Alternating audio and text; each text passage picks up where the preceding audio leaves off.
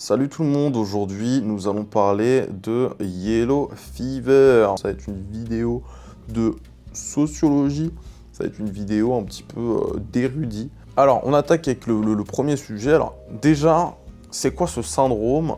Qui est touché par ça? Est-ce que vous l'avez? On va voir ça. Parce que tout existe, hein. Vous savez, moi j'ai inventé le concept du Black Fever, parce que j'ai remarqué que les gens avaient du Black Fever envers moi. Donc vous voyez, ça veut rien dire tout ça. Mais en gros, c'est le fait de, voilà, d'être attiré par l'exotisme, d'être attiré par des choses qui sont pas ce qu'on a l'habitude de voir dans notre pays. Et ça peut être du coup sur les traits physiques, ça peut être sur la personnalité, mais ça va en final beaucoup plus loin que ça. Et donc moi de mon côté, faut savoir que voilà, moi, quand je suis arrivé en Asie à 26 ans, j'en ai 28 aujourd'hui, donc ça fait 2 ans que je suis en Asie. Je pense qu'aujourd'hui, une personne qui va vivre dans un nouveau continent ou vivre dans un pays, naturellement, ses goûts vont changer. Alors, un humain, il doit survivre. Si tu es entouré d'Asiatiques et que toi, tu veux des gens qui sont à 15 heures d'avion de toi, ça va être compliqué, tu vas souffrir. Donc peut-être qu'en fait, voilà, quand tu es baigné par un monde, une culture musicale, par ci, ça va forcément avoir une influence sur toi. Donc il n'y a pas de mal à ça, c'est tout à fait normal. Mais pour vraiment creuser la réflexion, moi je vous le dis d'avance, demain je rencontre une Française, elle est typée asiatique, et ça va être une Française, je vais pas vouloir me mettre avec elle. Moi j'aime l'Asie pour sa culture, c'est vraiment ça qui m'a plu en premier. Je vous donne une anecdote toute simple. Une fois, j'étais en date avec une japonaise. La meuf, elle faisait 1m75. Elle était blanche, blonde. Bon, voilà. C'était une japonaise. Elle m'a énormément plu. Parce que c'est une japonaise. Le seul truc qui peut être problématique, c'est quand on rentre dans du cliché. Mais du cliché, on en a partout.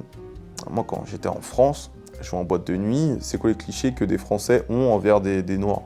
Je sais pas, un noir, il sait forcément danser, tu vois. Bah, moi, non. J'ai dû apprendre comme un humain normal à danser, en fait, tu vois.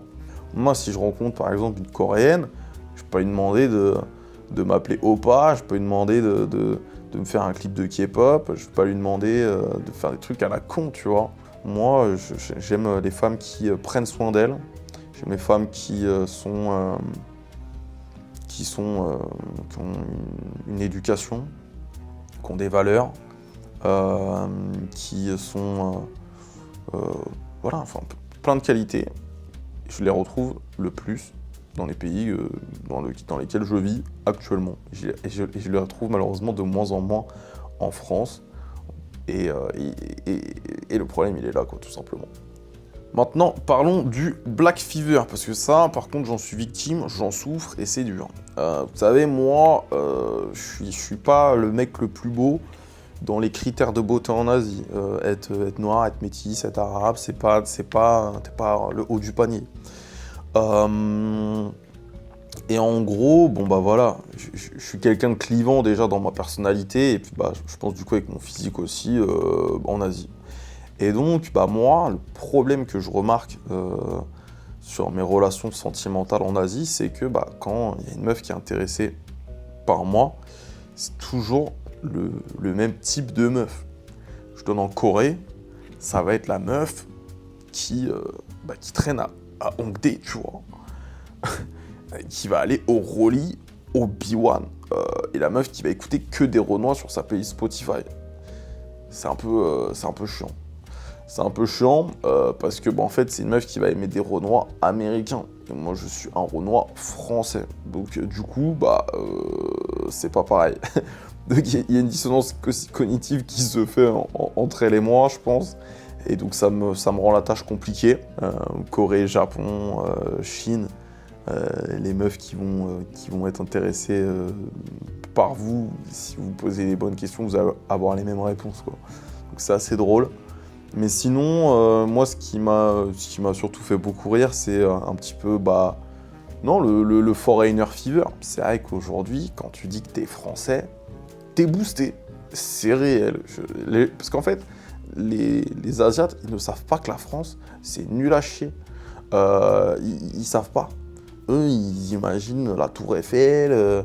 J'ai une de mes ex, elle me montre Aya Nakamura, elle me dit « Ah bah j'ai vu là dans les JO, Aya Nakamura, c'est grave cool et tout. » J'étais en mode « Ça ne représente pas la France. Genre cette meuf, je la déteste.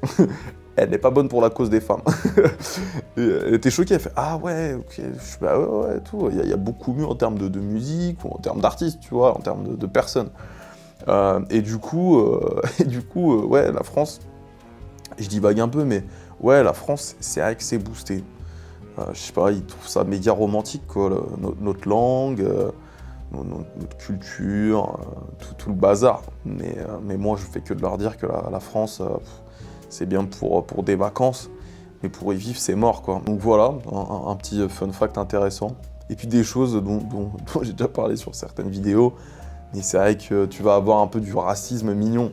Genre, moi j'ai des Coréennes, elles viennent, elles me disent « Ah, est-ce que je peux toucher ta barbe ?» Il y en a une fois, j'avais un débardeur, elle voit un petit peu des poils. Elle m'a dit, elle était au boulot, hein, je venais à son travail parce que j'avais envie de la voir. Les Coréennes, elles ont tellement pas le temps